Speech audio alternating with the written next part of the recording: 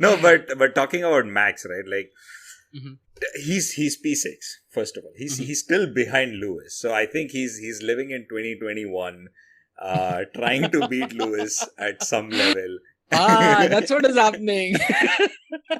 I think they both are still stuck in the PTSD of the last race.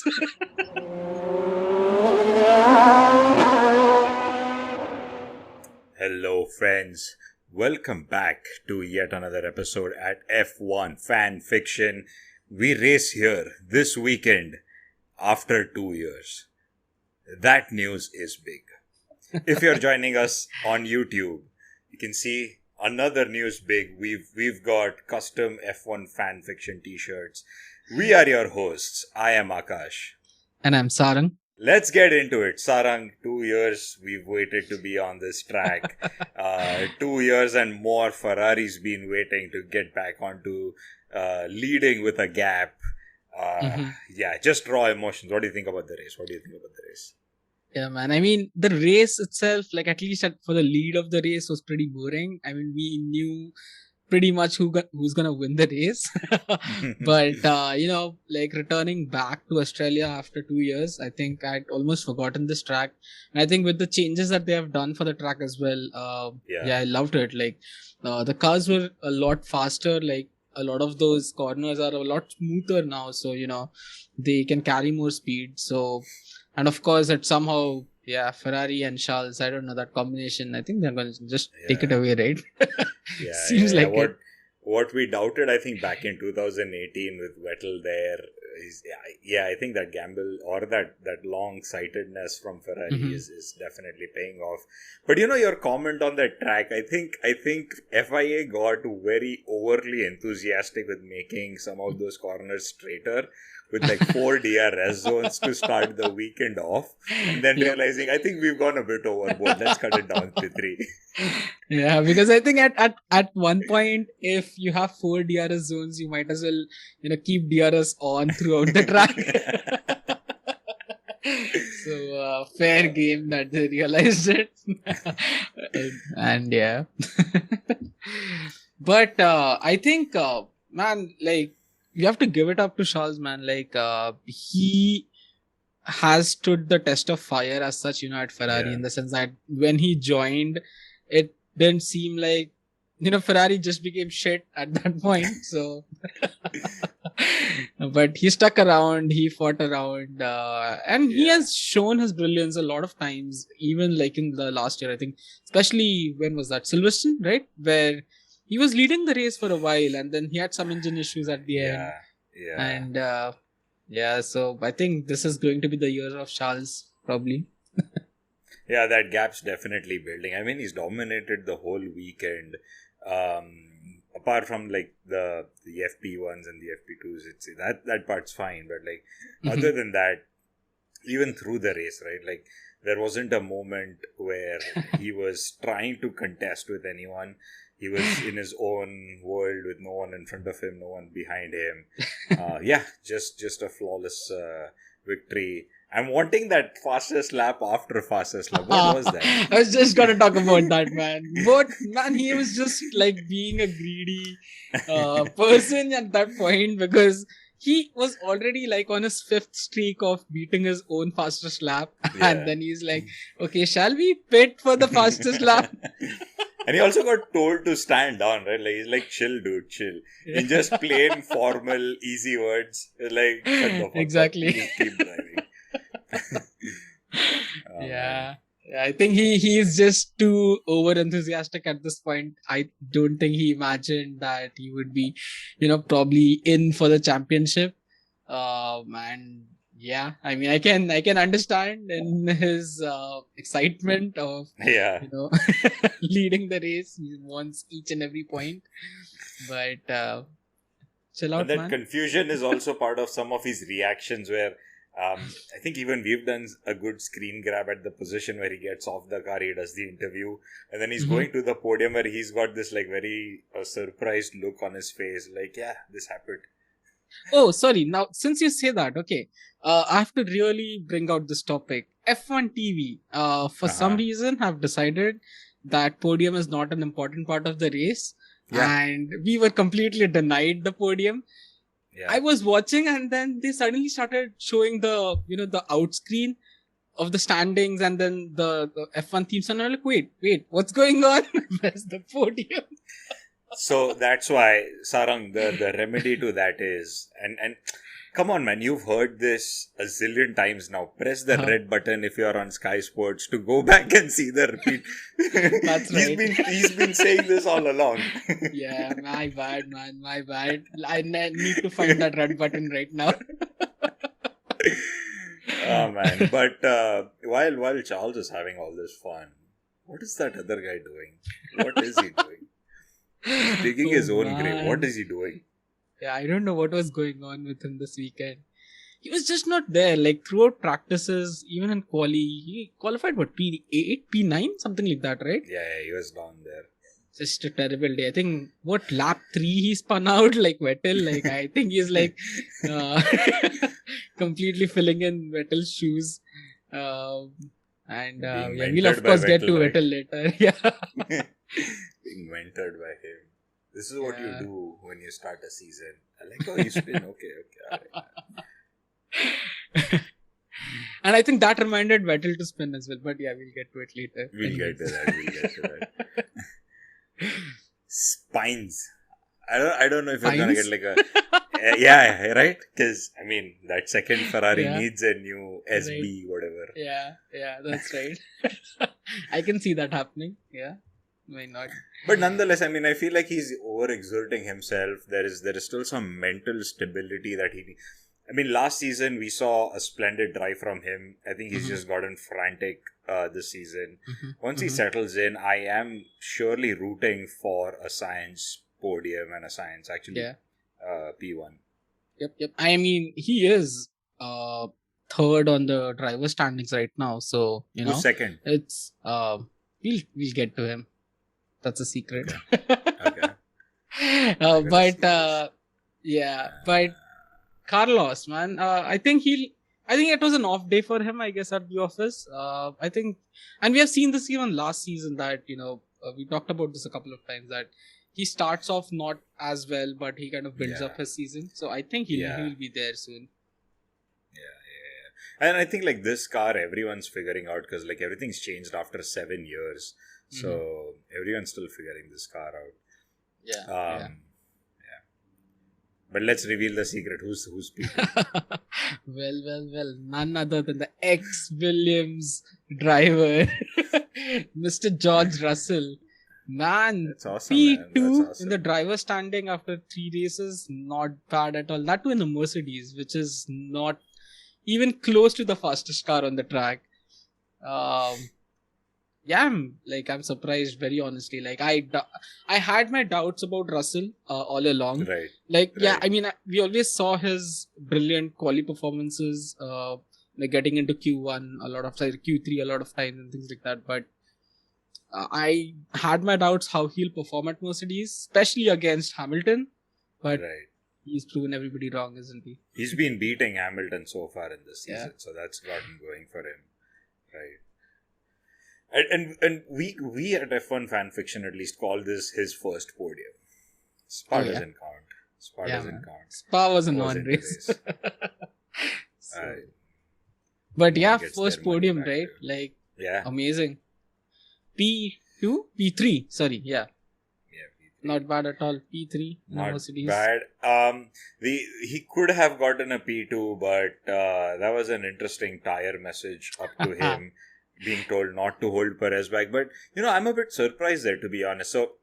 So there was a good battle going on between Russell and Perez in those later stages in the race, and Russell was defending brilliantly against Perez until a point. I think like their race engineer saw that he's probably damaging those tires and was asked to not damage tires as a result of holding Perez and let Perez go. To which, like, Russell was surprised, and I'm thinking, what else was he expecting? I mean, it's a situation where he does want that P2, which is in the bag, but you gotta do what you gotta do. Yeah, no, I think it was the wise decision for Mercedes, because it's like, while fighting for the P2, you might as well lose the P3. So, try and get that P3 instead of with the small chance of getting the P2. So I think fair game, and being the new driver in the team, I'm glad he heard what his team was telling him to do. Unlike someone in Russia last year. Yep, Mr. Landon Norris. But but I think Russell, we are just seeing the start of his season, so I'm pretty excited to see what he can do. And by the way, did you Hamilton expect fair and square? But by the way, did you expect there's going to be like team orders? Because P3, P4, I for one was expecting team orders. Yeah. At one point, I thought, because I think there was this point where I think Hamilton and who was it? He was fighting somebody, and then he overtook him again. Was it Alonso? Could have been. I think it was Alonso. Yeah, I think Alonso then pitted or something like that, and then he was able to get close to Russell. And at that point, I thought that maybe he might really bring a challenge to Russell, but he couldn't. Right? he wasn't there. I think he reached up to 2 seconds from him, but then it just fell behind. True. In fact, and this is what you were telling me earlier, right? And now that we are having this conversation, it feels so apt that in fact we probably might see a reverse Lewis it's James this season. Right? Yeah, right. I think it might just happen. Finally, Lewis it's James. Please let George by. That's gonna pain. That's gonna be a pain for like millions of people. Yeah, man. Yeah.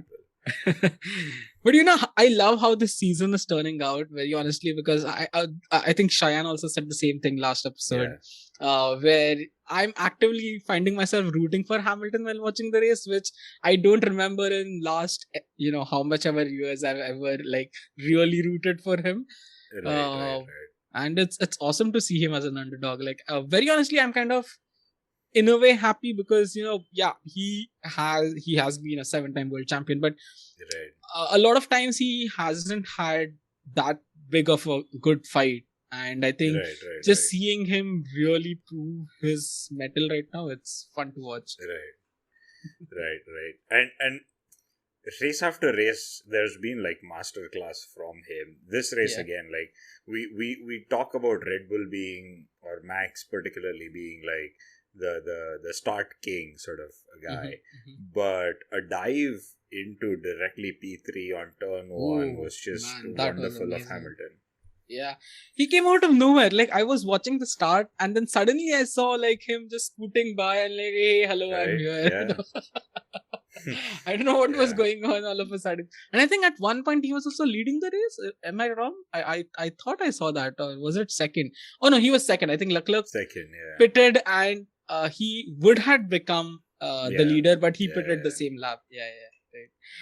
Right. I was a little afraid at that point. I thought that he might just he'll be like, okay, I'm gonna take this, thank you. and now I'm not gonna pit. And exactly, I would have not been surprised if he goes from there. As much as, again, as not a Hamilton fan, I would not have liked it. But that would have been a class of driving, just out of nowhere, taking that Mercedes into P1. But nonetheless, I mean, we saw a glimpse of Ham versus Alonso. This time around, there wasn't much of a fight. Good DRS assistance to Hamilton's credit. Simple overtake on Alonso. Yeah. But I'm really enjoying just watching Hamilton now. Somehow I'm sad for him that he's not fighting for the wins, but nevertheless he's really scraping by and just giving the fight to everybody. So it's awesome. Yeah, love to see it. Wasn't there a radio message at the end of the race too, where I don't really get what the context was, but I noticed him saying, "You guys put me in a very difficult position." I don't know who and what and why that was targeted. Yeah, I'm not sure either. I guess probably must be related to strategy or something. Maybe he was planning for some other strategy and they kind of overrided him or something like that. Could be in that context. I was also very confused what exactly was he alluding to. But I don't know. It seemed a little bit like they raced me too hard, very honestly. Could be. Alright, so then let's just make speculations at this point. So it could have been they raced me too hard. or I am guessing he knows he's gonna finish behind Russell, who's a newbie in a third race, not getting a first podium for Mercedes, and he's like, this is just too difficult for me to handle. Yep. Right? Could be one of those. Yeah, man. Wait. Where is Hamilton, by the way, in the standings? I think 4th, right? 5th. Yeah, he's still above Max because he got that stellar of a race. This season. Yeah, man. Well, we skipped Mr. Perez, so I think we need to talk about him next. Yeah, talking about podiums, right? I mean, P2, that was good. Yeah. I would have loved for him to have a fight with Leclerc too, but that guy was way too quick for anyone to catch up. Yeah. But I think Perez was still in a very good form yesterday. He started P3, right? And I think he fell back a little at one point. I think Hamilton overtook him, I guess, right? For the P3 at the start. And then he took it back, I guess. Yeah. But after the pit stop as well, he really cut through the field. He kind of had a bad pit stop in the sense that he was released into traffic. So he had to make those overtakes again. Yeah. But credit to him still, P2. Yeah, it was a fighting day for Perez, to be honest. I mean, first he had to battle that out with Hamilton. Then there was a battle with Alonso. Overall, he was then again, I mean, sure, Russell was quite behind him, but there was still a threat coming from behind. Overall, it was more of a busy day at work sort of thing. Well, while we say that, we also had the radio from him. Are you guys still awake? Yeah, did he just miss them or something, right? Like, it's like, where am I? Is this broken? Wait, what? Yeah, that was fun. True. Yeah, but I guess all his action was at the start of the race, and then he was just on a lonely island where 20 seconds away from Charles, and the person behind was also far away. So nothing significant happened with him. I mean, I think he was at one point also concerned about what was happening with Red Bull. Because it's happened with him, right? Like the first race, Max goes out and he's just chilling there driving. And then all of a sudden, the car nopes out. So this time around, he decides to be preemptive, just asking the garage what was wrong with Max's car. And he gets shut down for that. Exactly. And I even while listening to the radio, while watching the race, I heard his engineer it's not relevant to our car, and I'm like, wait, how is it not relevant? Isn't it the same car? It's fine if it catches fire. Just walk. Yeah. No, just drive faster so that the flames go behind and they don't come. That's a nice strategy. Maybe Red Bull adapts that strategy this week, this season.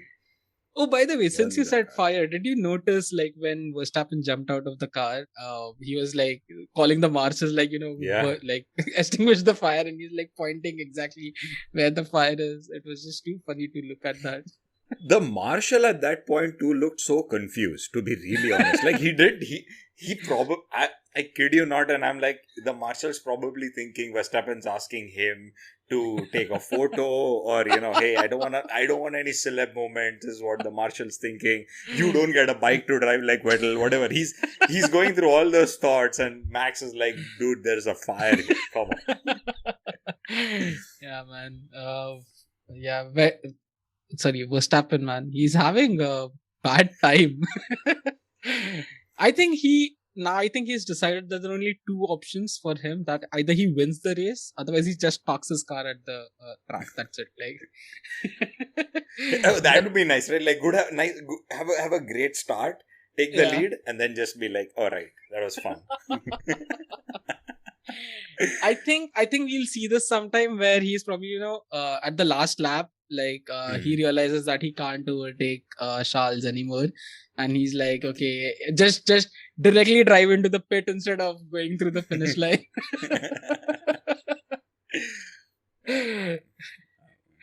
But that Red Bull powertrain performance is genuinely concerning at this point, right?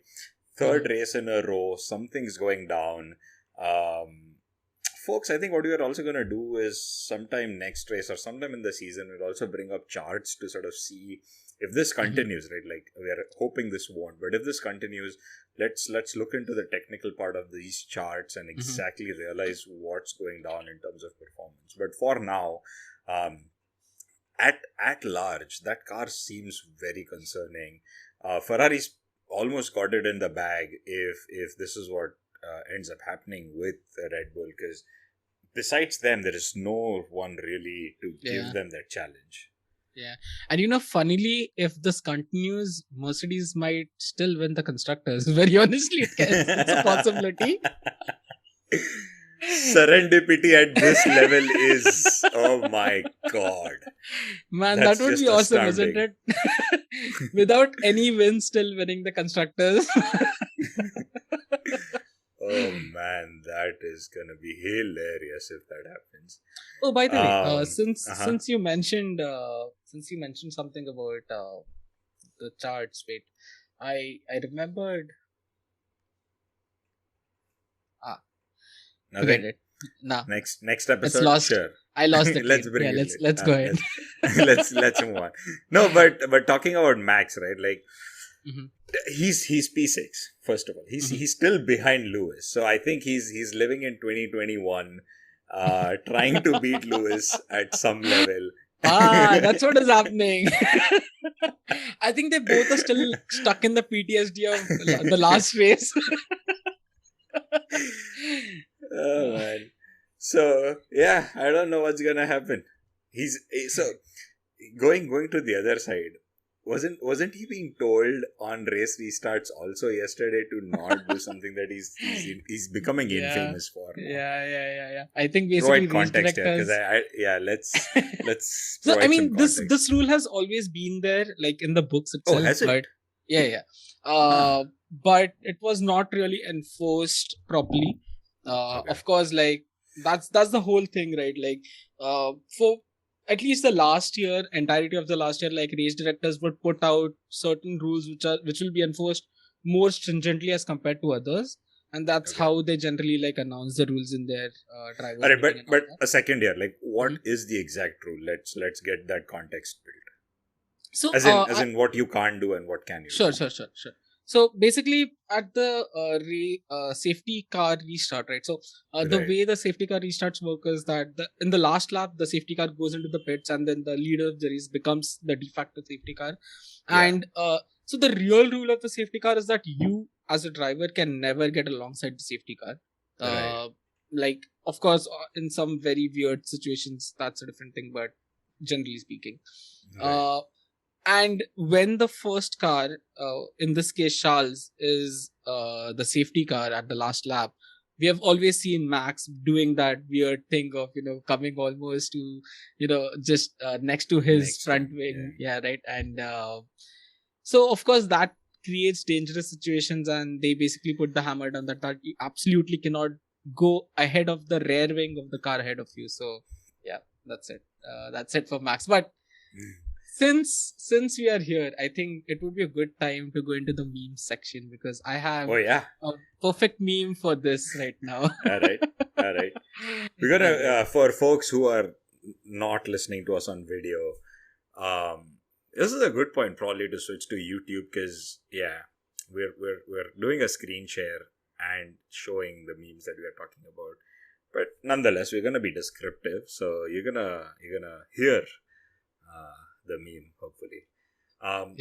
Most of these memes have been picked up from our very own Formula Dank Reddit, because that's the best place to get these, or Twitter. But alright, so that's the first one. Right here. Okay, so for folks who are listening, so it's basically like two model figures like standing with like Darth Vader's figure and Superman just breathing down his nose behind him, with the guy like Darth Vader being Leclerc just trying to do the safety car restart, and Verstappen just breathing down his neck.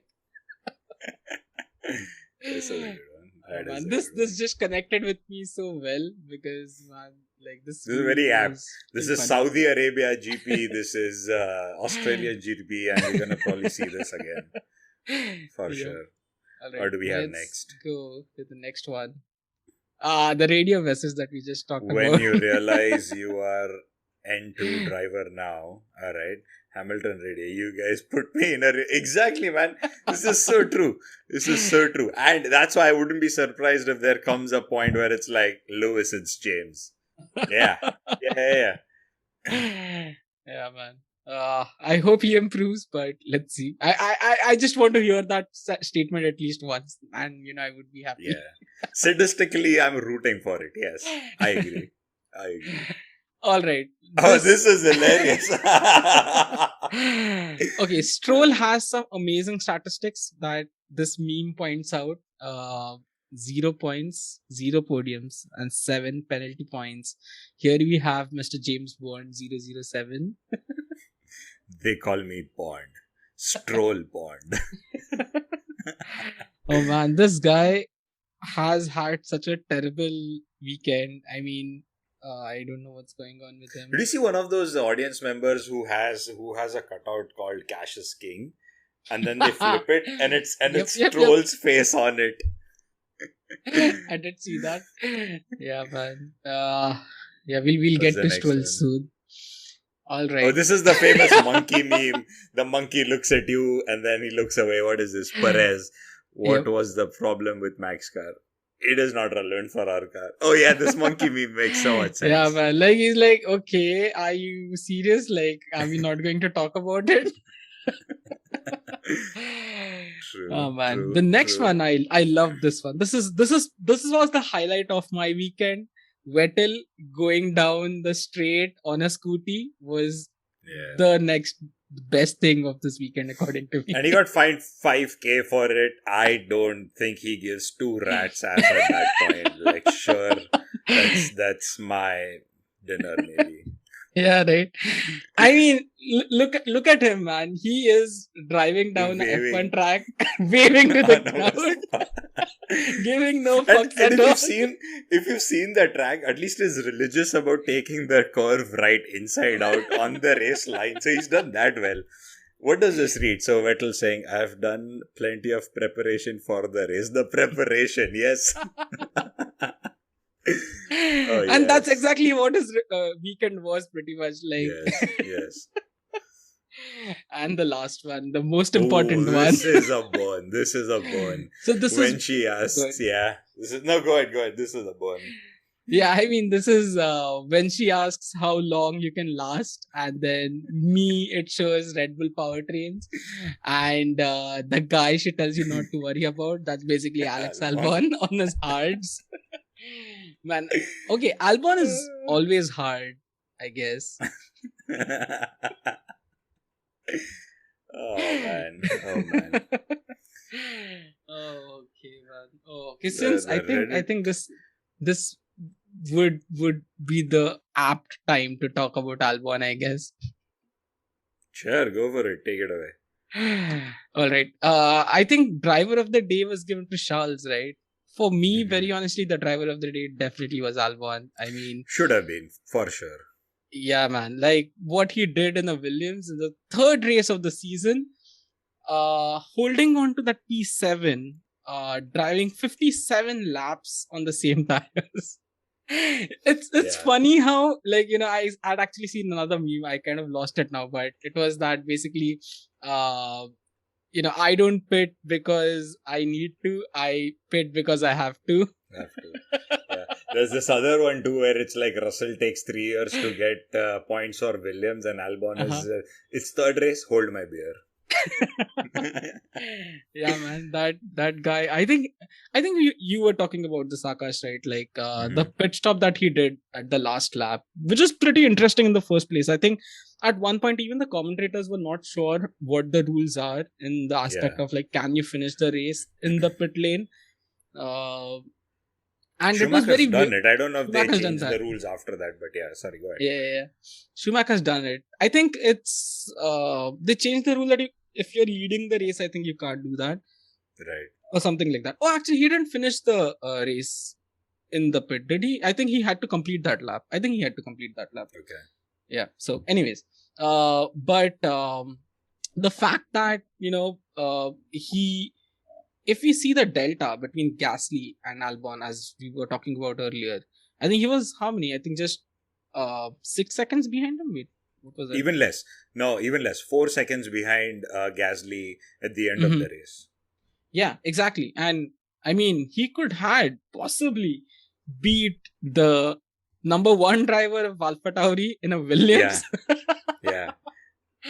And what's funny is he would have beaten the guy who he replaced, who then like got kicked him out of the whole show. Right? Oh man, That would oh, have been man. hilarious. For people who probably don't have context to this, might be missing a lot in the story, because how Yeah. ironic it is that Yeah. Albon in a Williams was about to beat Gasly in a AlphaTauri. Yeah. Oh man, it is just too Yeah, awesome. yeah, And by the yeah. way, I just checked, it was only 3.1 seconds away from Yeah. Gasly. So, man, Right? So he could have. So 57 laps on hards and then he pits for softs. Right? So if he would have gone maybe 4 or 5 laps earlier, I mean, sure, with the math on how much pace and delta they have with Gasly, I think there was a possibility, like with those softs in there, he could have taken Gasly for a P9. Yeah, man, that thing would have been just too entertaining if that really came true. But still, nonetheless, 1 point. Nonetheless, on the flip side, we could have also heard they race me so hard. This time from Gasly. This time from Gasly, yeah.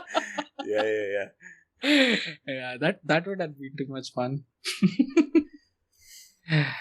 Oh man.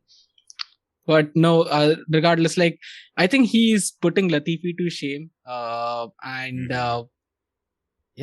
Latifi, man, what the fuck is he doing again? Like, him and Stroll. Okay, let's talk about that incident real quick, since we are kind of talking about Latifi. What are your thoughts about it? The crash at quali First of that all, they both had. are douchebags.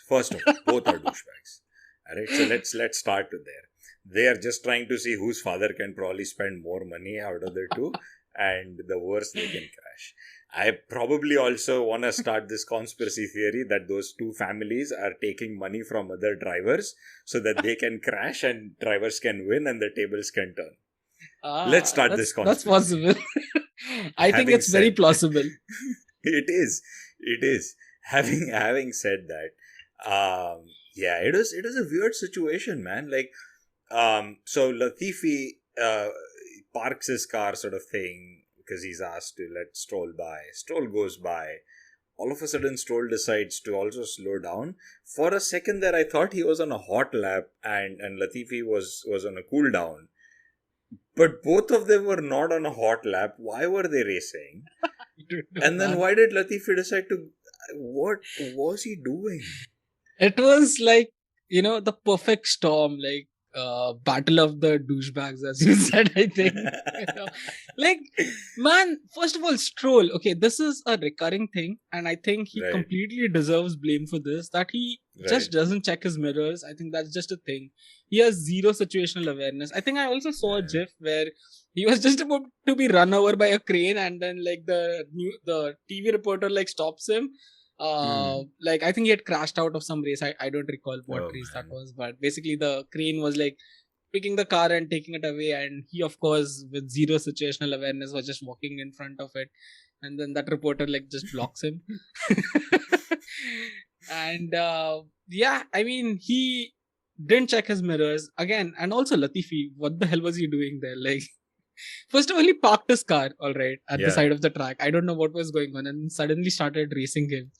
And it was just stupid, like all around, stupidity all around. That's all I can say. I mean, not that they are also battling for P1. Sure, I guess like... It was a P19 and P18, man. Right. And sure, I get that you just switched into a different adrenaline boost mode zone as soon as you're in that cockpit. You have the speeds, you have everything, blah, blah, blah, blah, blah. But as you're putting it, situational awareness, what are you fighting for P18? Come on. Yeah, man.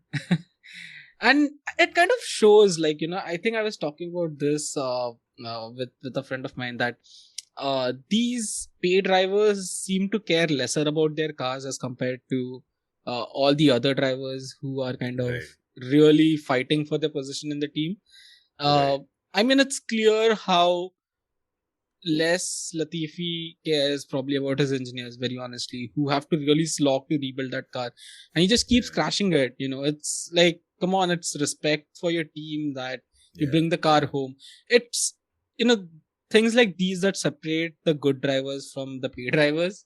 But And although, because you say this, right, I think I, for one, am flipping my opinion about Zhao as the pay driver, because him, while being a pay driver, even though he finished P11, I think in a post-race interview, is like, given that we know we can be in the points for the first two races, I think my motive going on into the season is going to be fighting for those points. And I have never heard either of these two billionaires say this. Yeah, but I think the difference again here is that Zhao is a different kind of a pay driver in the sense that it's not his money exactly. True. He has a big sponsor who is paying for a seat.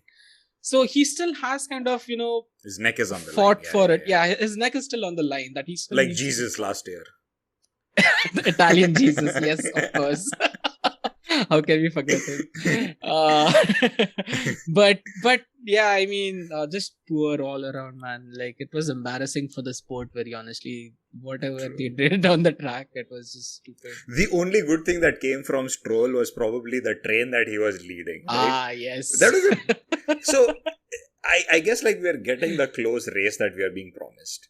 We are seeing that the cars are, overtaking each other way too often.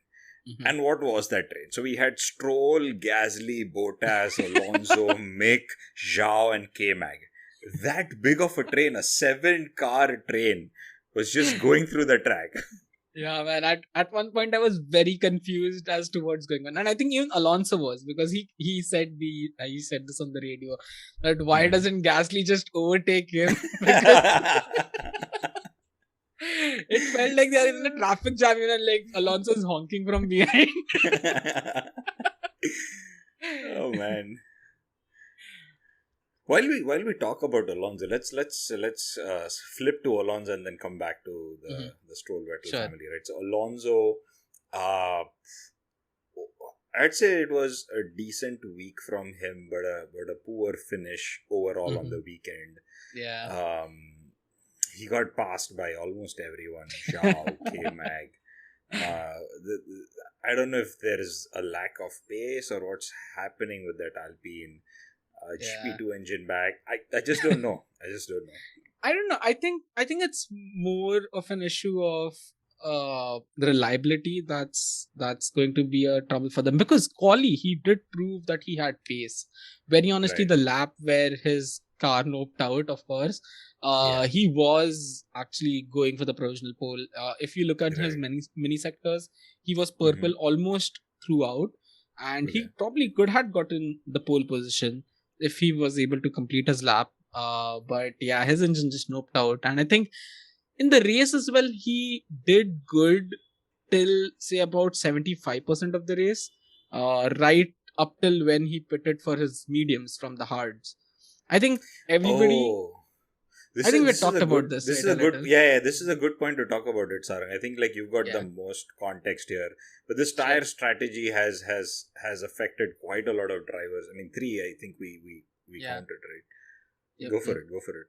Sure. So I think pretty much what it seems like, and it's weird. I don't know how exactly it works. Maybe it's related to the track temperatures, because it seemed like everybody who first was on hards and then went on to mediums had a terrible end of the race, like Alonso as well as K-Mag, because they both were like way ahead. I think Alonso at one point, as we said, like him and Hamilton were battling it out.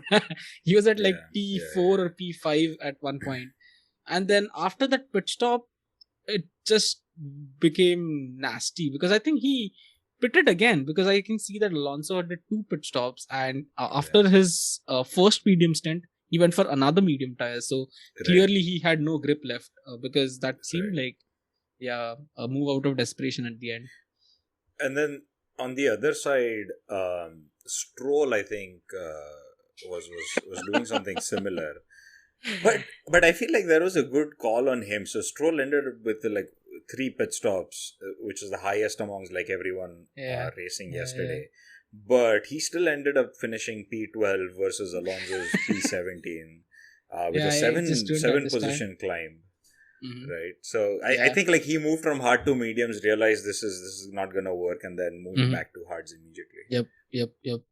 Yeah, I think that's what happened probably. And because I think he is the only actually that's the part that confuses me, right? Like, because if you look at the first 10 or first 9 rather, all of them started on mediums and ended on hards, but they didn't have a hard time. But yeah, Alonso for some reason, I don't know what happened. Maybe going the other way was probably easier. This is interesting because going and I guess like it's a law of large numbers as well at that point. Like everyone's probably doing the same thing, so you are in that same bucket. Whereas if you're trying to do something completely opposite of what everyone's doing, stands probably, out. True. I think even K-Mag got affected by the same thing. Mick was able to have like smooth overtakes on him, although Mick almost knocked himself out during that safety car. That could have resulted in a safety car. That was scary, man. Yeah, that was really scary. Yeah. But, K-Mag also getting affected by hard to medium shifts. Yep. I mean, that was a very interesting thing to look out for. Like, I would like to, look into the technical analysis on that. Like, but it's quite interesting how he just fell from the order.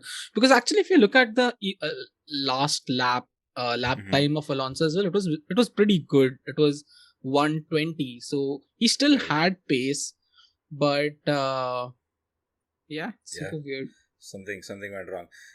Speaking about crashes, I think Vettel mentoring has probably some effect on anyone who he's either backfilled or talking to. Science, Mick, 2 people, right? Yep. And himself, obviously. And himself, of course, yeah. First race, like he had to do it. Like it was, just cutting the ribbon. Because the season hadn't started for him yet, right? So he's like, let's officially begin the start of the 2022 season. He tried it once with the gravels. He tried it once and it didn't work. So he's like, I probably just got to do it where there's no gravel so I can, do this. Crashing into that wall. I mean, that meme was so true, right? Like the practice that he did was pretty much, he didn't get FP1, he didn't get FP2. Did he do FP3? I don't think so. Did he? I don't recall. Quali as well, he did like 2 laps, I think. That's it. Like got knocked out in Q1 itself. Yeah. And then the scooty ride was the only practice that he got pretty much. I guess he was probably thinking he'll get to ride the scooty again if he just crashes. Maybe that was his strategy. Yep, probably. He really liked it. That really reminds me of a photo that I'd seen of Vettel. This was long ago, back when Vettel was in Ferrari. I think this was at the German GP, where his dad was like giving him a lift on his scooty. Like his dad was wearing like a very plain white t-shirt and like and him sitting behind him like a school kid with his backpack. It was really awesome to look at that. True. This guy's turned around quite a lot, right? Like I remember him not liking him at one point, same as Hamilton, and now he's become this cute little boy who's overgrown at this point, but cute little boy going through the track. There's an interesting stat at this point that the only drivers who haven't scored points in this season so far are either Germans or Canadians. Good point. Yeah. But on a serious note, man, I think like he's a veteran. Sure, this is the first time he's driving this new car. It's a car that has changed after 7 years and whatnot.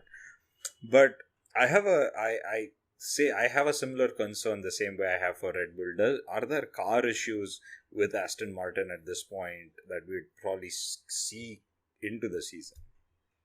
Yeah, I mean, honestly, Aston Martin might be the shittiest car on the track right now other than Williams. But then again, Albon is doing some great things. Williams is probably not the shittiest car. And Aston Martin are Not the shittiest, probably. So who knows? Who knows? I think it's just going to be pain for him here on. Let's see. Well, at least on the bright side, Spinella is back. Probably it's here to stay for. We'll see. And yeah, he could have probably known that the car is shit. Might as well crash it and be done with this thing. Yeah, man. Well, before we close out, there's one thing I really wanted to call out was McLaren. Man, finally. Yes. I think finally they had a decent race. Redemption race at Australia. I was really worried about Ricardo. I was worried that he might be like P20 at Australian GP, but thankfully not. He's also one of those like Leclerc who's had a bad stint at home. We've seen that a couple of times where he's not finished or has had like abysmal performance or whatever. But yeah, you're right. Yesterday was redemption. Yeah. I would have hoped for him to finish over Norris, but nonetheless, a good weekend both. By the in way, were points. there any team orders? Because it No. seemed like they were driving like a unit pretty much. I didn't see them separated ever throughout the race. No, I don't know. There's a good gap. They weren't even like firing distance from each other. Exactly. Yeah. Maybe. Or unless there was like a team order pre-race decided that we maintain the whoever drive is time. ahead just got it. That's possible. And it makes sense as well from the perspective of the team, because right now they are so far behind. It doesn't make sense fighting among the drivers at all. Scoring those points is more important, so I guess it makes sense. All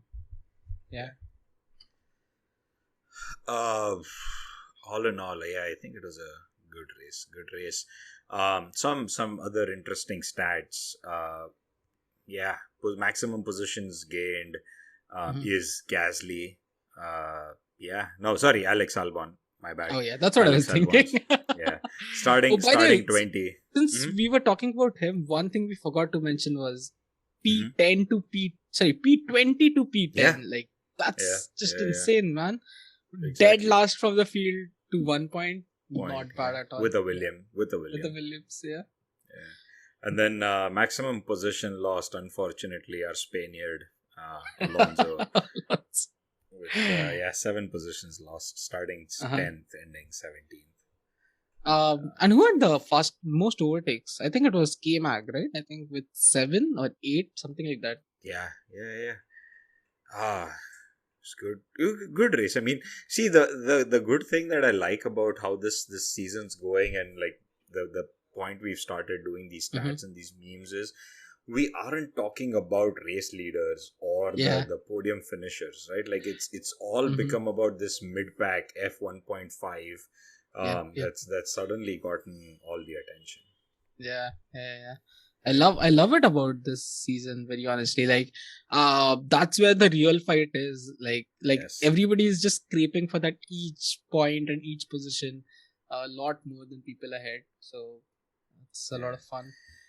And while everyone tries to figure out what happens, we will see y'all again 2 weeks from now at Imola.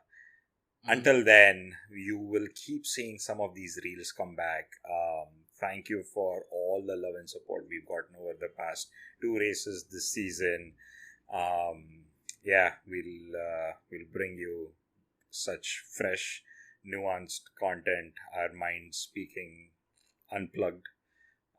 Until the next race, this is F1 Fan Fiction, signing off. Bye-bye.